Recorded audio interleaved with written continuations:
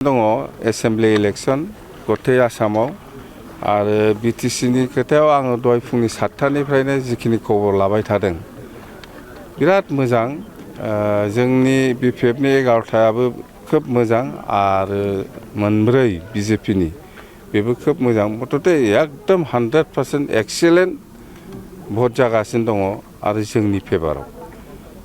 माने बिटिसि एरियायाव 15टाबो थांगोन आरो सरकाराथ' एनडिए हिसाबैनो फाइनाल आरो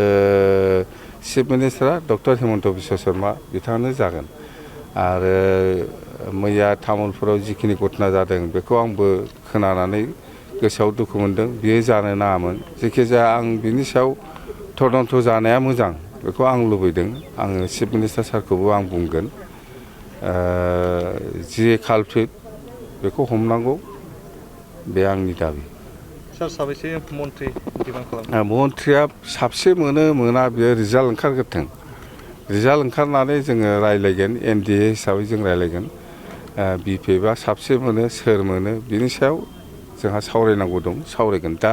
जोङो जेबो बुंनो हाया मथथे बिटिसि एरिया हिसाबै रिजाल्टआ एक्सेलेन्ट बिजेपिनाबो बिराद मोजां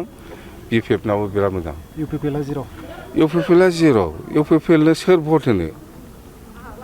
इउपिपिएलनो भट होनाय माने गावखौनो माने सरसोमनानै लानाय बे फोथायनानै लानायसो जागोन एकदम मोजां नङा आं बुंबाय थादों इउपिपिएलनि खोथा बा सोरबा प्रमद बर'नि खोथा बा सोरबा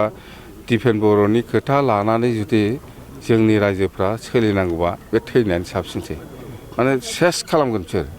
आरो बिसोरखौ बिसास खालामनो नाङा आं अनुरद खालामदों।